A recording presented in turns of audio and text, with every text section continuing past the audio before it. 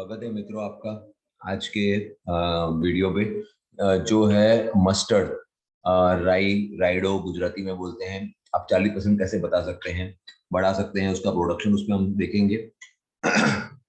पत्तों का प्रोडक्शन भी देख सकते हैं या आप पूरी की पूरी उसको उसमें भी कन्वर्ट कर सकते हैं, मतलब दाना भी ले सकते हैं। दोनों चीजों को हम ध्यान में देंगे।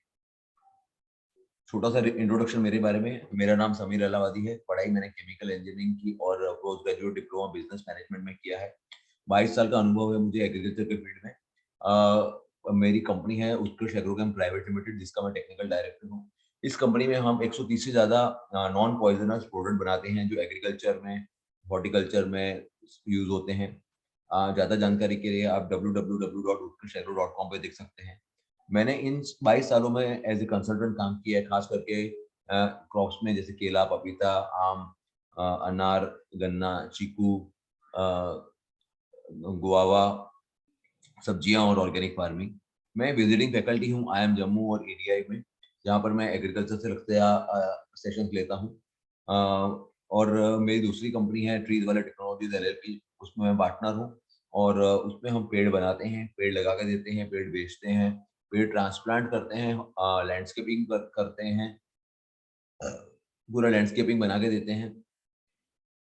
इसकी ज्यादा जानकारी के लिए आप हमारी वेबसाइट www.treeswale.com पे देख सकते हैं।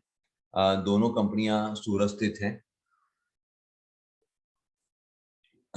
इसमें हम देखेंगे आज बेसिक रिक्वायरमेंट प्रॉफिटेबल फार्मिंग में क्या क्या ध्यान रखना होता है, क्लाइमेट क्या होना चाहिए, कैसी जमीन होनी चाहिए, कैसे उसको बड़ा किया जाता है, फर्टिलाइजर की रिक्वायरमेंट क्या है, पानी कैसे देंगे, इंटरक्रॉपिंग या मिक्स क्रॉपिंग उसके बारे में देखेंगे।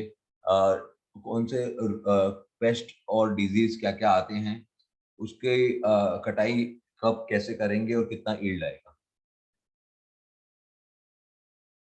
वातावरण, जो राई है वो सब ट्रॉपिकल क्लाइमेट का है।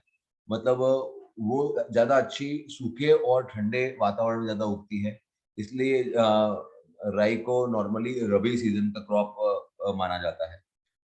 जो अच्छा टेम्परेचर की जिसकी जरूरत है, तापमान, वो है 10 डिग्री से 25 डिग्री। इस क्लाइमेट में बहुत अच्छा राई होती है। नॉर्मली राई उन एरिया में उगाई जाती है जहाँ का बरसात 625 से लेकर 1000 तक सालाना होती है। राई को बर्फ जम जाए ऐसा क्लाइमेट बिल्कुल भी सहन नहीं होता है। तो जहाँ पे भी बहुत ज्यादा ठंड हो जाती है वहां पर, जहाँ पे पानी जम जाता है वहां पर राई नहीं करनी चाहिए। तो इसलिए उसे क्लियर स्काई, मतलब ऊपर बादल नहीं होना चाहिए, और बिल्कुल भी जम जाने वाली ठंड नहीं पड़नी चाहिए। जमीन, बहुत सारी अलग अलग तरह की जमीन में लगा सकते हैं। लाइट जमीन, हल्की जमीन से लेकर काली जमीन तक लगा सकते हैं। पानी पकड़ के ना रखे, मीडियम से लेकर डीप सॉइल, जिसकी जो जल्दी पानी छोड़ दे, वो खास जरूरी है राई की खेती के लिए। आदर्श पीएच जो है वो 6 से 7.5 का है। राई राई लगाने से पहले आपको ये ध्यान रखना है कि उस जमीन का प्रकार क्या है, जमीन की में ताकत कितनी है, उसकी न्यूट्रिशन लेवल कितना है, ये जान लेना चाहिए। उसके बाद ही उसका बुआई करनी चाहिए ताकि आप प्रॉफिट कर सको। जमीन की तैयारी, एक खरपतवार के बिना की और अच्छी भरभरी सीड बेल्ट बनाते हैं तो बहुत ज्यादा उगने में मदद करता है, क्योंकि दाने बहुत ज्यादा छोटे होते हैं। तो जितना भरभरी जमीन रहेगी उतना दाना ज्यादा अच्छा उगेगा। जमीन को बहुत अच्छी तरह तैयार करने की जरूरत है, डीप प्लाइंग करके, गहराई से प्लाव लगा के, और उसके बाद 2 बार क्रॉस हैरो लगाने की जरूरत है। 1 से 2 प्लॉइंग और 2 हैरो करते हैं तो जमीन अच्छी तरह तैयार हो जाती है। अगर दूसरी बार कल्टीवेशन कर रहे हैं तो 2 बार क्रॉस हैरो लगाना जरूरी है खरीफ क्रॉप के बाद में, क्योंकि जो भी जमीन कड़क हो गई होती है वो छूटी पड़ जानी चाहिए। ये ध्यान रखने की जरूरत है कि जो भी खरपतवार है, जो भी कचरा है रह गया पिछले वाले क्रॉप का, वो वहां से फील्ड से निकाल देना चाहिए।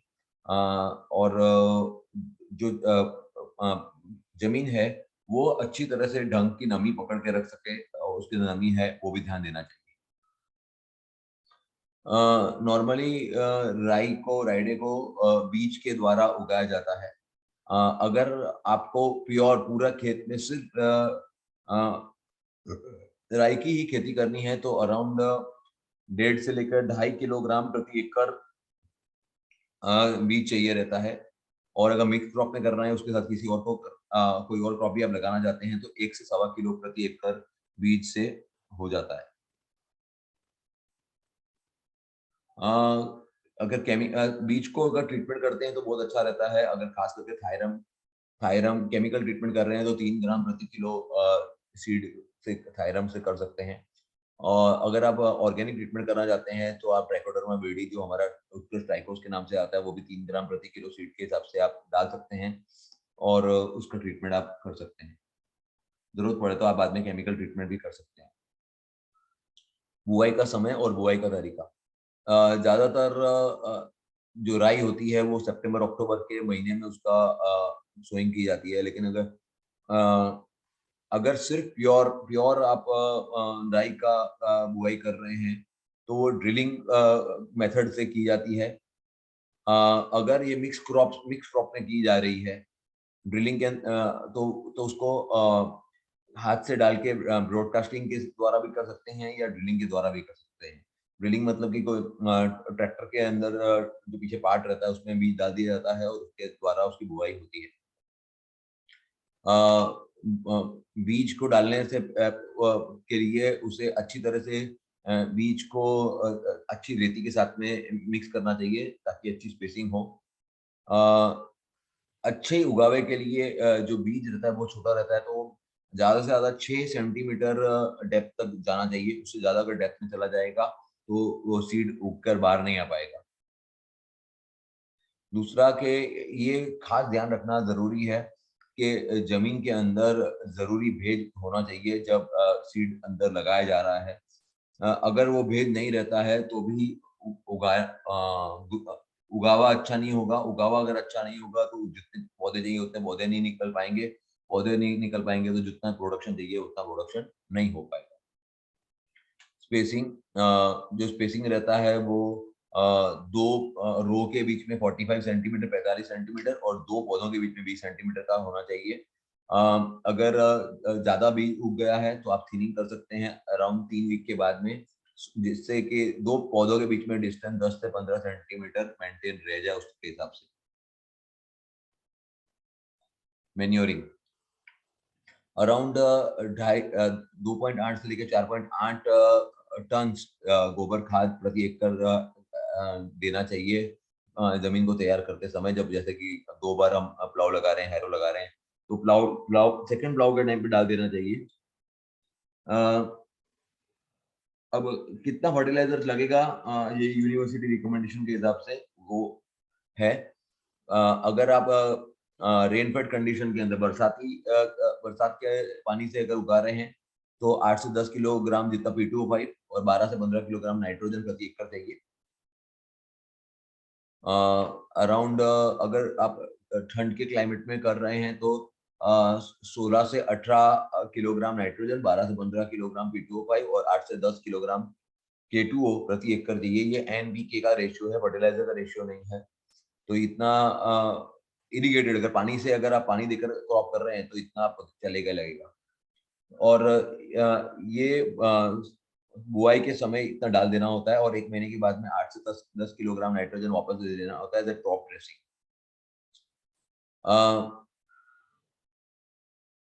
अगर आप चावल की खेती के बाद में इसकी खेती कर रहे हैं तो 10 किलोग्राम जिंक सल्फेट को देना होता है इसके बाद में। और साथ में अगर 1 किलोग्राम अगर आपकी जमीन खारी है और उसका पीएच ज्यादा है तो 1 किलोग्राम प्रति एकड़ के हिसाब से बोरॉन भी देना जरूरी है। ये हमारा रिकमेंडेशन है। गोबर खाद 3 से 5 टन प्रति एकड़, एसएसपी 50 से 75 किलोग्राम प्रति एकड़, यूरिया 50 किलोग्राम प्रति एकड़, एमओपी 10 किलोग्राम प्रति एकड़, जिप्सम 100 किलो और बोरॉन आधा किलो प्रति एकड़ ये डालना है। सीड ट्रीटमेंट के लिए माइक्रोब्स या ट्राइकोस 3 ग्राम प्रति किलो सीड। 5 पत्ते के जब उगाव हो जाए 5 पत्ते के बाद में माइक्रोब 1 किलोग्राम प्रति एकड़, वैमोजेल 1 लीटर प्रति एकड़ पानी के साथ जाने दीजिए या ड्रेंचिंग कर दीजिए। 7 दिनों के बाद में roots multiplier 1 litre, horse power 8 litre, stress free 1 litre. ये फुटाव के लिए, जड़ें बनाने के लिए, पौधे को तनाव मुक्त रखने के लिए बहुत जरूरी है। तो 30 दिन के बाद में यूरिया 50 किलो प्रति एकड़। ये अब अपना फर्टिलाइजर हो गया। अब स्प्रे का शेड्यूल है। 30 से 40 दिन का होता है तो प्राइमॉल 3 ग्राम प्रति लीटर पानी के साथ में स्ट्रेस फ्री का स्प्रे। फ्लावरिंग के समय 50 से 60 दिन में हॉर्स पावर और एफ प्लस का एक स्प्रे, और उसके 10 दिन के बाद वापस से हॉर्स पावर और एफ प्लस का वापस से spray. 15 ml horse power, 1 ml प्रति लीटर पानी। फ्रूट डेवलपमेंट, दाना जब बैठना शुरू होता है तो 70 से 80 दिन में 13-045 और बीम प्लस। अब अलग अलग कीड़े और जो भी आता है, बिहारी हैरी कैटरपिलर, उसमें बायोक्लीन चिप का स्प्रे लीजिए। मस्टर्ड एफिड के लिए बायोक्लीन चिप का स्प्रे लीजिए। पेंटेड बग के लिए बायोक्लीन चिप का स्प्रे। सॉफ्ट फ्लाई के लिए बायोक्लीन चिप 2 ml प्रति लीटर पानी। डायमंड ब्लैक मॉथ के लिए नीमोज सीपी या नीमोज गोल्ड। लीफ माइनर के लिए नीमोज सीपी या Neemo's gold. Cabbage head borer के लिए नीमोज सीपी। लार्ज मॉथ, बड़ा वेब वेबर बनाने के लिए नीमोज सीपी। अब अलग अलग रोग देखेंगे। अगर स्टेम रॉट हो रहा है तो फंगफ्री 1 लीटर प्रति एकड़ के लिए। अगर ब्लैक स्पॉट है तो फंगफ्री का स्प्रे करने की जरूरत है। व्हाइट रस्ट है तो भी फंगफ्री का स्प्रे करने की जरूरत है। डाउनी मिल्ड्यू, पाउडरी मिल्ड्यू के लिए फंगफ्री 2 ml प्रति लीटर पानी, और बैक्टीरियल ब्लाइट के लिए सुडोज एल 3 से 5 मिली प्रति लीटर पानी। ये जो दवाइयां आपको रिकमेंड करी हैं उनकी फोटोग्राफ्स हैं। ये शुरू में बोरॉन जो डालना है बेसल डोज में, बुआई के समय सीड कोटिंग के लिए माइक्रोब्स या ट्राइकोस, 5 पत्ते की स्टेज में माइक्रोब्स या बैमोज। 7 दिन के बाद में हॉर्स पावर, रूट्स मल्टीप्लायर और स्ट्रेस फ्री, इनको पानी के साथ देना है आपको। स्प्रे में प्राइमोल और स्ट्रेस फ्री का स्प्रे करना है। 50 से 60 दिन में हॉर्स पावर और एफ प्लस का स्प्रे करना है। यही स्प्रे रिपीट करना है वापस से। और उसके बाद में 70 से 80 दिन में 13-045 और बीम प्लस का स्प्रे करना है। अलग अलग कीड़ों के लिए बायोक्लिनशिप और निमोसिटी का स्प्रे करना है। और अलग अलग रोग के लिए फंगफ्री और सूडोजेल का स्प्रे और ड्रेंचिंग करना है। इरिगेशन, अब अच्छा यील्ड आपको तब मिलेगा जब पूरा का पूरा खेत में बंडल्ड कर रखे, बंड किए हुए हैं, अलग अलग जगह पानी रोका जाता है और उसको अच्छी तरह से लेवल किया जाता है और 2 से 3 बार प्लाविंग की जाती है। इंटर कल्टीवेशन और मल्चिंग अगर किया जाता है तो वो मॉइस्चर का जो मॉइस्चर मेंटेन रखना बहुत ज्यादा जरूरी रहता है इसके अंदर। तो अंतरखेड़ करते हैं और या मल्चिंग करते हैं तो बीज मेंटेन रहता है। दो पानी फूल आने से पहले, और पॉड जब पॉड भर रहा होता है, जो दाना भर रहा होता है, उस समय देना बहुत ज्यादा जरूरी है। बाकी पानी लाइट देने की जरूरत है, पानी भर के बहुत ज्यादा नहीं देना है, नहीं तो जो उत्पादन चाहिए उतना उत्पादन नहीं आएगा। मस्टर्ड को normally as a mix crop में बहुत कॉमनली देखा गया है, चने के अंदर, गेहूं के अंदर और अलग अलग तरह के कठोर के अंदर, अलग अलग तरह के दलहन जैसे कि मूंग है, उड़द है, उनके साथ भी इसको डाला जाता है। अगर आप प्लानिंग कर रहे हैं कि उसको इंटरक्रॉप में लेना है तो आप एक लाइन राई की ले लीजिए, 4 लाइन चने की ले लीजिए, और या फिर एक लाइन राई की ले लीजिए और 9 लाइन आप गेहूं की ले लीजिए। इस तरह से एक कॉमन प्रैक्टिस है जो किसान जो भी करते हैं वो फॉलो करते हैं इसे। मिक्स क्रॉप, रेप राई या राइडा जो बड़ा होता है वो रोटेशन क्रॉप के भी तरह से किया जाता है। जैसे मक्का है, कॉटन है, बाजरा है, दलहन है, उनके साथ में। एंड वो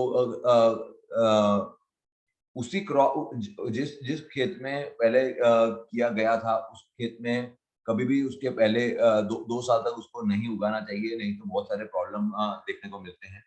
इस बात का खास ध्यान रखना है, नहीं तो बहुत सारे कीड़े, बहुत सारे फंगस सेटल हो जाते हैं। इंटरकल्चरल ऑपरेशन, जमीन को साफ रखने के लिए 2 से 3 बार वीडिंग करने की जरूरत है और 2 बार होइंग करने की जरूरत है 2 वीक के इंटरवल पे। जैसे आगे बताया कि 2 से 3 वीक के अंतर के बाद में थिनिंग करने की जरूरत है अगर आपने प्योर मस्टर्ड किया है, और जो अंतराल मैंने 35 बाय 20 का बताया हुआ अंतराल मेंटेन करना है। खरपतवार 20 से 30% प्रोडक्शन कम कर डालता है। नॉर्मली जो बहुत कॉमन जो खरपतवार देखी गई है वो है बथुआ, चतरी मतरी, सेंजी, कटेली, गजरी और मोथा। तो इनको हमें दूर करते रहना चाहिए। जो अंतरखेड़ कर रहे हैं वो हाथ से भी कर सकते हैं, या फिर खरपतवार को दूर करने के लिए नाइट्रोफेन करके हर्बिसाइड आता है जो 400 से 600 ग्राम प्रति एकड़ के हिसाब से, या आइसोप्रोटोन 400 ग्राम प्रति एकड़ के हिसाब से 800 से 1000 लीटर पानी में उगने से पहले के लिए प्री इमर्जेंस में यूज करना है, उगने के बाद नहीं करना है, क्योंकि इसका पत्ता बहुत ज्यादा पतला होता है। इसलिए नॉर्मली पोस्ट इमरजेंस वाले खरपतवार नाशक कम होते हैं। इसलिए जो करना है वो बीज लगा दिया और उसके बाद इसका एप्लीकेशन अपने को कर देना है। अब हम देखेंगे अलग अलग तरह के जो कीड़े लगते हैं। बिहारी कैटरपिलर के अंदर जो ये इल्ली रहती है, इसके पूरे शरीर के ऊपर बाल रहते हैं, बीच में से एक भाग ब्राउन रहता है, आगे का भाग काला रंग का रहता है। ये जो होता है कि पूरा का पूरा पत्ता खाना शुरू हो जाता है, और सिर्फ बीच की नसें ही बाकी रहना शुरू कर देता है। अगर ये अटैक जब दाना मतलब पॉड बन रहा होता है उस समय होता है, तो पूरा का पूरा पॉड भी खा जाता है। उसकी वजह से बहुत हैवी नुकसान हो जाता है क्रॉप को। इसके नियंत्रण के लिए अगर आपको दिखे कि इसके अंडे दिख रहे हैं तो उसके अंडे को निकाल के दूर कर देना चाहिए। या जैविक तरह से नियंत्रण के लिए आप बायोक्लीन स्ट्रिप 2 से 3 ml प्रति लीटर पानी के हिसाब से स्प्रे कर सकते हैं। जो अलग अलग केमिकल इंसेक्टिसाइड की जरूरत है उनकी लिस्ट यहाँ पे दी है। एमामेक्टिन, फिप्रोनिल, फ्लूडियमाइड, इंडोक्सोकार, नोवेलोक्रोन, स्पिनोसिड, थायोडिकार्प, ये सब में से इनका प्रति ml या प्रति पंप का डोज दिया हुआ है। मस्टर्ड एफिड, दोनों छोटी स्टेज का और एडल्ट दोनों पूरे के पूरे रस चूस लेते हैं पत्तों से, बर्ड से और पॉड से। पत्तों की कर्लिंग होनी शुरू हो जाती है और बहुत एडवांस अगर अटैक हो जाता है तो पौधा सूखना और मर जाता है। पौधे जो रहते हैं वो हाइट नहीं बढ़ती है और उसके ऊपर काला काला छोटी मोल्ड डेवलप होना शुरू हो जाता है और पूरा चिकना चिकना हो जाता है। तो अगर ऐसा है तो वो एफिड्स है, मस्टर्ड के एफिड्स हैं। इसके नियंत्रण के लिए हमें ध्यान देना है कि जैसे ठंड बढ़ रही है और उसके साथ में ऊपर बादल भी दिखाई दे रहे हैं, तो वो मस्टर्ड का एफिड्स मल्टीप्लिकेशन बहुत ज्यादा होता है। तो उसका प्रिवेंटिव स्प्रे कर सकते हैं। प्रिवेंटिव स्प्रे के अंदर आप निमोस गोल्ड 10,000 ppm का 1 से 2 ml या बायोक्लिनसिक का 2 से 3 ml कर सकते हैं। केमिकल स्प्रे के लिए कार्बोसल्फान है, फिप्रोनिल, इमिडाक्लोरोपिड, फोसेलॉन, क्विनालफॉस, इनका आप स्प्रे कर सकते हैं। लीफ माइनर के अंदर पत्तों के ऊपर ऐसी सफेद सफेद रंग की लाइनें बन जाती हैं। मतलब ये एक्चुअली 2 लेयर के बीच में जो इल्ली रहती है वो चलती है और इसकी वजह से जो पौधे की जो ताकत होती है वो कम हो जाती है। नॉर्मली ये जो कीड़ा रहता है वो पुराने पत्तों में ज़्यादा देखा गया है। तो उसके नियंत्रण के लिए केमिकल नियंत्रण के लिए आप एमामेक्टिन बेंजोएट है, फिप्रोनिल है, फ्लूडामाइड है, इसका इस्तेमाल कर सकते हैं। ऑर्गेनिक जैविक नियंत्रण के लिए आप निमोस सीपी या निमोस गोल्ड का इस्तेमाल कर सकते हैं। पेंटेड बग इसलिए कहा जाता है क्योंकि इसका जो शरीर रहता है उसके ऊपर किसी ने कलर, बहुत सारे रंगीन कलर कर रहे हों ऐसा लगता है। दोनों स्टेज, छोटा बच्चा और बड़ा दोनों रस चूसते हैं सभी पार्ट्स के। अगर पौधा छोटा होता है और ये पेंटेड बग दिखाई देता है तो वो पूरा का पूरा पौधे को सुखा डालता है और मार डालता है। जो एडल्ट होता है वो एक तरह का एक तरह का कुछ केमिकल छोड़ता है, चिपकने वाला, जो पूरे के पूरे पॉड को खराब कर डालता है। ऐसा रिसर्च ने बताया कि अराउंड 31% नुकसान होता है अगर पेंटेड बग देखने को मिलता है। इसके नियंत्रण के लिए जैसे दिखा के छोटे स्टेज में दिख रहा है तो 5% VHC पाउडर 810 किलोग्राम प्रति एकड़ में आप स्प्रे डाल सकते हैं, या फिर सिस्टमिक दवाई जैसे फॉस्फोमिडोन है, डाइमेथियोट है, या मेटासिस्टॉक है वो बहुत अच्छा उसका नियंत्रण के लिए है। जैविक नियंत्रण के लिए आप उत्कृष्ट बायोक्लीन स्वीप का इस्तेमाल कर सकते हैं या नीमोस गोल्ड, नीमोस सिल्वर का, नीमोस सीपी का कर सकते हैं। मस्टर्ड सॉफ्ट लाइट, जो शुरुआत में जो लार्वा होता है, ये आप कीड़ा देख रहे हैं कि वो पत्तों को खाता है और पूरा के पूरे ये बीच का भाग छोड़ देता है और बाकी के भाग को खत्म कर डालता है। इसकी वजह से अराउंड 5 से 18% जितना नुकसान होता है। इसके नियंत्रण के लिए कार्बोराइल डस्ट का स्प्रे ज़्यादा इफेक्टिव देखा गया है। जैविक स्प्रे के लिए आप उत्कृष्ट बायोक्लीनशिप का 2 से 3 ml प्रति लीटर के हिसाब से स्प्रे कर सकते हैं। डायमंड ब्लैक मॉथ, डीबीएम भी बोलते हैं जिसे। इसके जो कैटरपिलर हैं वो फोलिएज को जो नया फूल आते हैं उसको खाते हैं, उसके ऊपर नुकसान करते हैं।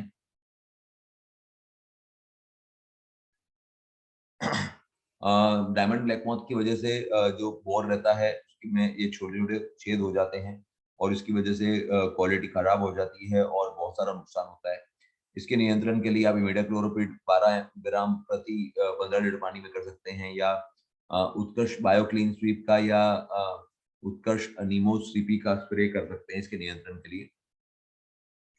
कैबेज हेड बोरर, कैटरपिलर जो जो जो कीड़ा रहता है वो एक्चुअली डालियों के अंदर पत्तों के थ्रू बाद में वो डालियों के अंदर घुस जाता है। अ, आगे चल के वो एक पूरा का पूरा छेद बनाकर अंदर खोखला कर डालता है डालियों को।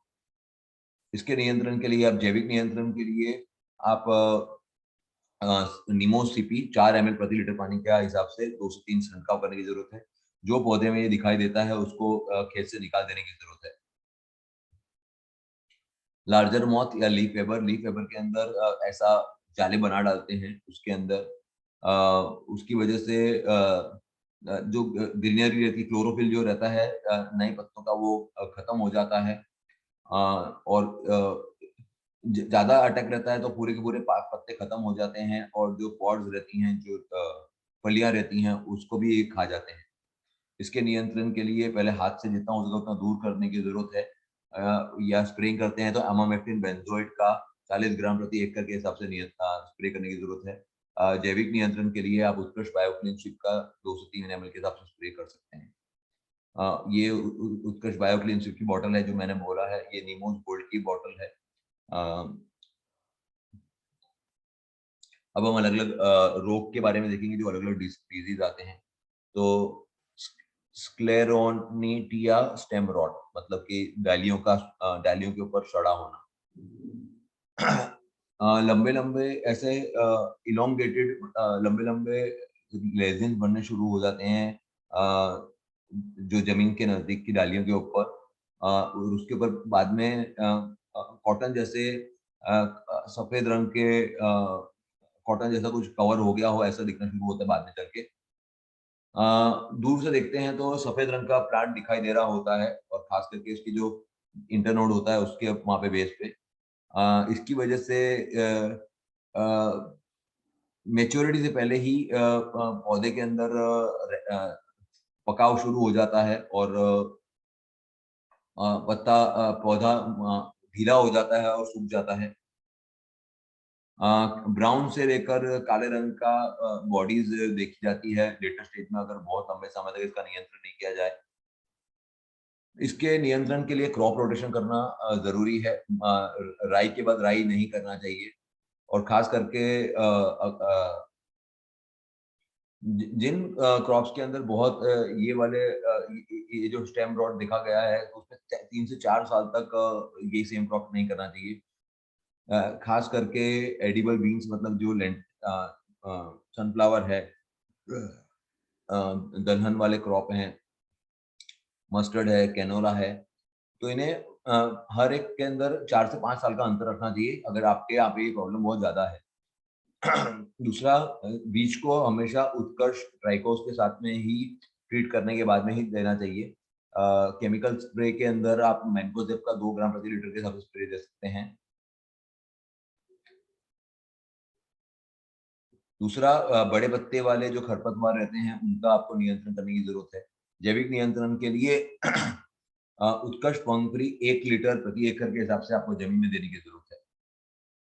ऑल्टरनेरिया ब्लैक स्पॉट के अंदर जो नीचे वाले पत्ते होते हैं उसके अंदर छोटे छोटे गोल्ड रंग के काले ऐसे धब्बे पड़ने शुरू हो जाते हैं। वो धीरे धीरे करके पहले वो छोटे साइज के होते हैं, बाद में बड़े होने शुरू हो जाते हैं। आगे चल के वो ये जो काले वाले धब्बे हैं वो एक दूसरे के अंदर मिल जाते हैं।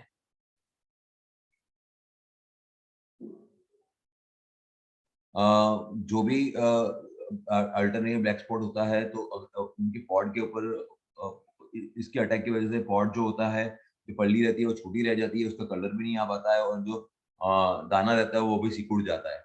इसके नियंत्रण के लिए पहला तो जैसे क्रॉप रोटेशन कहा गया है, क्रॉप रोटेशन बार बार करते रहना चाहिए। तो दूसरा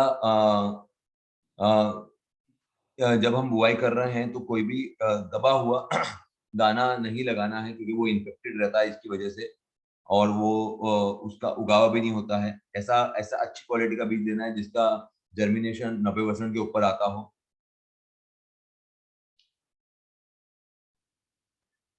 दूसरा 1% बोडो मिश्रण का स्प्रे कर सकते हैं, या 2 ग्राम कॉपर ऑक्सीक्लोराइड या 2.5 ग्राम ज़ाइनेब का प्रति लीटर के हिसाब से आप स्प्रे कर सकते हैं। दूसरा आप स्प्रे कर सकते हैं पंखुड़ी का 2 से 3 ml प्रति लीटर पानी के हिसाब से। व्हाइट रस्ट के अंदर सफेद रंग का धब्बे पड़ गए हों पत्तों के ऊपर, ऐसा देखा गया है।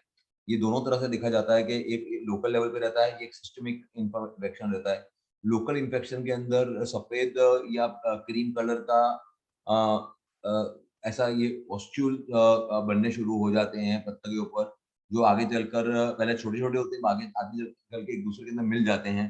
जो सिस्टमिक इन्फेक्शन रहता है वो खास करके जब भेज का वातावरण ज़्यादा रह जाता है, इसके अंदर मिक्स इन्फेक्शन रहता है डाउनी मिल्ड्यू का और सफेद रस्ट का कॉम्बिनेशन का। इसकी वजह से जो डाली होती है वो फूलनी शुरू हो जाती है और टेढ़ी-मेढ़ी हो जाती है, और उसकी वजह से पौधे का पूरा शेप खराब हो जाता है।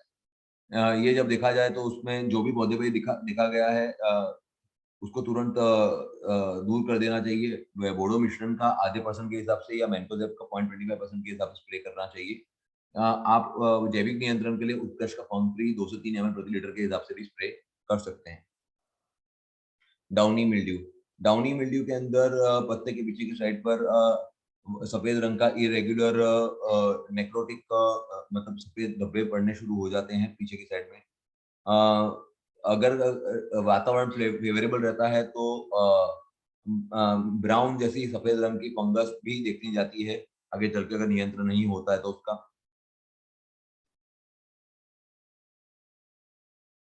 अ, बहुत ज़्यादा जब इसका अटैक होता है तो अ, फ्लावरिंग के समय इसका बहुत नेगेटिव इम्पैक्ट देखा जाता है, और पौधे का शेप भी उसमें बिगड़ जाता है, उसमें फ्लावरिंग जितनी अच्छी चाहिए उतनी नहीं आती है।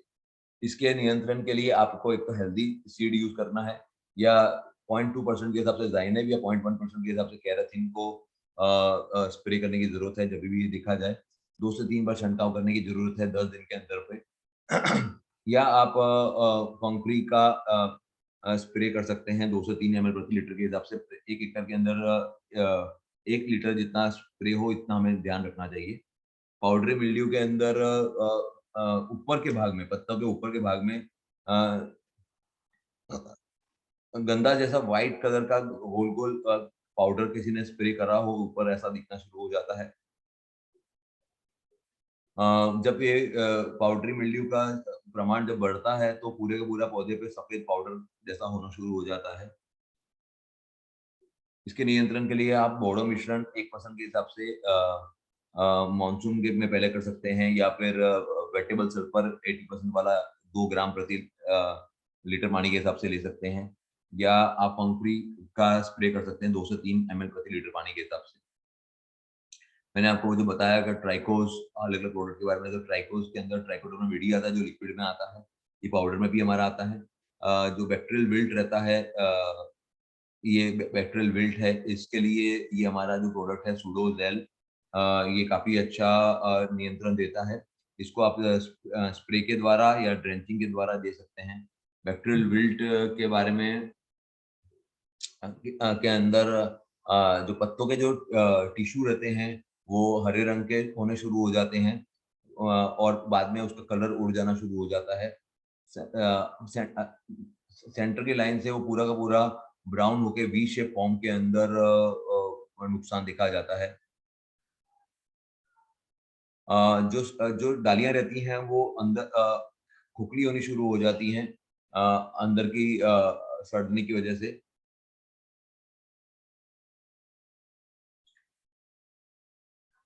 इसके नियंत्रण के लिए आप केमिकल के अंदर स्ट्रेप्टोसाइक्लिन का स्प्रे कर सकते हैं या कोनोमाइसिन का स्प्रे कर सकते हैं। जो आपको अलग-अलग फंगिसाइड बताए हैं जिसके अंदर मैंने फंगी के बारे में बार-बार बोला था। तो फंगी जो है वो कॉम्बिनेशन है ट्राइकोडर्मा विरिडी, ट्राइकोडर्मा हर्जेनियम, एम्पेलोमाइसिस क्विस्कोलिस का और बहुत सारे अलग-अलग स्पीशीज लिए गए हैं। अभी देखेंगे कौन-कौन से न्यूट्रिएंट्स की जो रिक्वायरमेंट है उनकी कमियाँ क्या हैं और कमी को कैसे दूर करना चाहिए। नाइट्रोजन की कमी के अंदर जो ग्रोथ रहता है वो ज़्यादा हाइट नहीं बढ़ती है। डेफिशिएंसी जो है वो पुराने पत्तों में देखी गई है। पुराने पत्ते जो हैं वो हरे से पीले होने शुरू हो जाते हैं। उसकी कमी को दूर करने के लिए जैसे मैंने बताया है कि 2 बार हमें यूरिया का एप्लीकेशन देना है। आप अमोनियम सल्फेट भी दे सकते हैं या स्प्रे के अगर कमी फिर भी है तो स्प्रे के द्वारा 13045 कैल्शियम नाइट्रेट का भी स्प्रे कर सकते हैं। फास्फोरस की कमी के अंदर जो पत्ते रहते हैं वो डार्क ग्रीन कलर के ब्लूइश ग्रीन कलर के पत्ते होते हैं। तो कार्बोहाइड्रेट इकट्ठा होना शुरू हो जाता है। जो ग्रोथ होती है वो दबनी शुरू हो जाती है। अगर ये डेफिशिएंसी को तुरंत दूर नहीं किया तो पत्ते जो हैं वो पर्पल रंग के होने शुरू हो जाते हैं। लाल रंग की जो टिप बननी शुरू हो जाती है। इसके नियंत्रण के लिए इसका कमी नहीं हो उसके लिए हमने बुआई के समय एसएसपी का रिकमेंडेशन किया। आप अगर डीएपी करते हैं डीएपी भी कर सकते हैं और आगे चल के 2 बार मतलब हमने एक बार हॉर्स पावर जो पॉलीफॉस्फेट है वो पानी के साथ देने के लिए कहा गया है और 2 बार स्प्रे करने के लिए कहा है तो उससे फ्लावरिंग बहुत ज़्यादा अच्छी होती है। पोटेशियम की कमी के अंदर जो नीचे वाले पत्ते रहते हैं उसकी पूरी की पूरी धार जलनी शुरू हो जाती है, जो आगे चल के अंदर की तरफ जानी शुरू हो जाती है। पौधे का जो ग्रोथ है वो अटक जाता है और वो टूटने के चांस रहते हैं। इसके लिए शुरुआत में 10 किलो प्रति एकड़ के हिसाब से एमओपी का रिकमेंडेशन है वो देना चाहिए। फिर भी अगर कमी देखी जाती है तो आप एसओपी है 13045 उनका स्प्रे कर सकते हैं। हमारे रिकमेंडेशन में भी है ये। सल्फर की कमी के अंदर जो डेफिशिएंसी जो होती है वो नए पत्तों में देखी गई है। नए पत्ते के अंदर पूरे के पूरे पत्ते पीले होने शुरू हो जाते हैं। इसकी कमी के लिए आप बेटोनेट सल्फर है, लिक्विड लाइम सल्फर है या सल्फर 90% डब्ल्यूडीजी है, इसका आप कर सकते हैं। बोरॉन बोरॉन अगर आपकी ज़मीन सलाइन है मतलब हाई पीएच वाली है या क्षार वाली है, तो उसमें बोरॉन की कमी देखी जाती है। इसलिए शुरुआत से ही 500 ग्राम से 1 किलो प्रति एकड़ के हिसाब से आपको बोरॉन देने की ज़रूरत है। जो बोरॉन की कमी रहती है वो नई जो बर्ड्स आ रहा है उसके अंदर कलर चला जाता है और वो मरना शुरू हो जाता है और इंटरनेट भी छोटा होना शुरू हो जाता है। डाइसोडियम ऑक्टाबोरेट जो बी शेप है हमने उसका रिकमेंडेशन आपको दिया है या फिर कैल्शियम की कमी की देखी जाती है तो कैल्सीबोरॉन या एफएनएंजर का भी आप इस्तेमाल कर सकते हैं। जिंक की कमी के अंदर जो उसकी ग्रोथ रहती है वो अटकने शुरू हो जाती है। डेफिशिएंसी नॉर्मली 20 दिन के बाद देखी जा सकती है। अ पहला डेफिशिएंसी के अंदर पत्ता उसका पीला पड़ना शुरू हो जाता है, छोटे रंग का होता है और गुलाबी रंग का उसकी धार होनी शुरू हो जाती है नए पत्तों के अंदर। नसों के बीच का जो टिश्यू रहता है वो पीला से सफेद रंग का होना शुरू हो जाता है, बाकी की नसें पूरी ग्रीन हरी रहती हैं और ये इस तरह से देखी जाती है। हमने रिकमेंड किया है कि शुरुआत में आप जिंक सल्फेट दे सकते हैं, फिर भी कमी देखी जाती है तो जिंक टीडीटीए का आप 1 से 2 ग्राम प्रति लीटर के हिसाब से आप आराम से स्प्रे कर सकते हैं। आयरन की डेफिशिएंसी आयरन की डेफिशिएंसी के अंदर नसों के बीच का पूरा पत्ता पीला हो जाता है, पूरा भाग पीला दिखना शुरू होता है। इसकी कमी दूर करने के लिए आप फेरस EDTA का या FeDTPA का स्प्रे कर सकते हैं, या पानी के साथ FeEDA या जमीन के अंदर फेरस सल्फेट दे सकते हैं। कैल्शियम की कमी नॉर्मली नए पौधे में ज़्यादा देखी जाती है। जो नए पत्ते रहते हैं वो टेढ़े-मेढ़े होने शुरू हो जाते हैं, छोटे होते हैं और उनकी जो ग्रीनरी रहती है वो भी नॉर्मल जैसी दिखती नहीं है। पत्ते जो हैं वो कप शेप के बनने शुरू हो जाते हैं और सिकुड़ने शुरू हो जाते हैं। कैल्शियम की कमी दूर करने के लिए आप कैल्शियम नाइट्रेट जमीन में दे सकते हैं, स्प्रे कर सकते हैं, या कैल्शियम EDTA का स्प्रे कर सकते हैं। कैल्शियम बोरॉन की दोनों की कमी दिखती है तो कैल्शियम बोरॉन या एफ-एनहांसर का आप स्प्रे कर सकते हैं। मैंगनीज की अगर कमी रहती है तो मैंगनीज की कमी को दूर करने के लिए आप मैंगनीज EDTA या मैंगनीज सल्फेट अलग से दे सकते हैं। कॉपर की कमी के अंदर कॉपर सल्फेट जमीन में दे सकते हैं, या कॉपर EDTA 1 ग्राम के हिसाब से स्प्रे कर सकते हैं। हार्वेस्टिंग तुरंत करनी चाहिए जैसे ही आपके जो फलियां हैं वो पीली होनी शुरू हो जाएं और जो बीज हैं वो कड़क होने शुरू हो जाते हैं। नॉर्मली वैरायटी के ऊपर डिपेंड करता है। 110 से लेकर 140 दिन के अंदर राई का क्रॉप जो है वो रेडी होना शुरू हो जाता है। अगर आप पत्तों की खेती कर रहे हैं या सरसों की खेती कर रहे हैं तो उसकी कटाई फूल आने से पहले ही हो जाती है। जो भी कटाई अब कर रहे हैं तो उसको सुबह के टाइम पे जल्दी के समय करना चाहिए, ताकि फली खुल ना जाए और सब अलग ना हो जाए। जो दातारदार सिकल रहता है वो बिल्कुल जमीन से नजदीक से काटने की जरूरत है। On an average around 160 kilogram प्रति एकड़ के हिसाब से आप एक्सपेक्ट कर सकते हैं। लेकिन अगर आपने बहुत अच्छी मैनेजमेंट करी है और अच्छी वैरायटी ली है तो आप अराउंड 400 किलोग्राम तक किसान इसका उत्पादन ले रहे हैं। मैंने आपको बहुत सारे हमारे प्रोडक्ट के बारे में बताया, तो हमारे ये प्रोडक्ट आप डायरेक्ट हमारी कंपनी से बाय कर सकते हैं। हमारे कंपनी आउटलेट जो सूरत में है, या फिर हमारे डिस्पैच डिपार्टमेंट का संपर्क कर सकते हैं। ये नंबर है डिस्पैच डिपार्टमेंट के, हमारे सेल्स डिपार्टमेंट के। या इन्हें आप हमारी डायरेक्ट वेबसाइट से www.utkarshagro.com से ले सकते हैं, अमेज़न से ले सकते हैं, फ्लिपकार्ट से ले सकते हैं, एग्री वैगरी से, बिग हार्ट, मोगलिक्स, इन सब से आप खरीद सकते हैं। हमारी कंपनी जो प्रोडक्ट दिखाए उनके अलावा बहुत सारी कंप्लीट रेंज बनाती है बायो फर्टिलाइजर्स की। Azotobacter, rhizobium, acetobacter, PSP, KSP, zinc sulphate, zinc solubilizing bacteria, sulphur solubilizing bacteria, azospirillum, paddy microbes. Bio pesticide की भी हमारी बहुत बड़ी रेंज है, जैसे bacillus subtilis, metarhizium, trichoderma harzianum, BT, paecilomyces, pseudomonas, beauveria bassiana, verticillium lecanii, metarhizium anisopliae, और इन सब के कॉम्बिनेशन के प्रोडक्ट भी रहते हैं हमारे। फिर हमारे पास EDT रिलेटेड की संपूर्ण रेंज है। मिक्स फर्टिलाइजर की भी पूरी रेंज है, जैसे बोरॉन है, एफीएडा है, सिलिका है, कॉम्बी स्प्रे है, एपीग्लूकोनेट है। एक्वेरियम के लिए भी हमारे पास एक्वेरियम के प्लांट्स के लिए भी संपूर्ण रेंज हमारी कंपनी बनाती है। एमिनो एसिड रिलेटेड फर्टिलाइजर भी हम बनाते हैं, स्प्रेडर्स बनाते हैं, नॉन आयोनिक सिलिकॉन आधारित स्प्रेडर, ड्रिप साफ। फिर वाटर सॉल्युबल की भी संपूर्ण रेंज हमारी कंपनी बनाती है और इंपोर्ट करते हैं हम लोग। हाइड्रोपोनिक्स के भी फर्टिलाइजर बनाए जाते हैं, और मीडिया जैसे कि कोकोपीट है, वर्मिक्यूलाइट, परलाइट, क्ले बॉल, ये सब भी हम प्रोवाइड करते हैं। ऑर्गेनिक फर्टिलाइजर भी मिलता है, जो सिटी वाले लोग काफी बड़े स्केल पर हमारे पास से खरीदते हैं। दूसरे नेचुरल प्लांट प्रोटेक्टर्स हैं, नीम ऑयल आधारित हैं, या plant extract, botanical plant extract based हैं। शील्ड है, थ्रिपोज है, माइटोज है, कोल्ड प्रेस नीम ऑयल है, ये सब भी रखते हैं हम लोग। फिर सिल्वर H2O2 है। पीजीआर आधारित हमारे फर्टिलाइजर जो हमारे बेस्ट सेलिंग प्रोडक्ट ल्यूमिनोज, फिर एमिनोज, जाइमोज, बीम प्लस साइज बड़ा करने के लिए, फेम गोल्ड फीमेल फ्लावरिंग के लिए, ब्लैक पर लिक्विड ह्यूमिक एसिड, ये पूरी की पूरी रेंज हम बनाते हैं।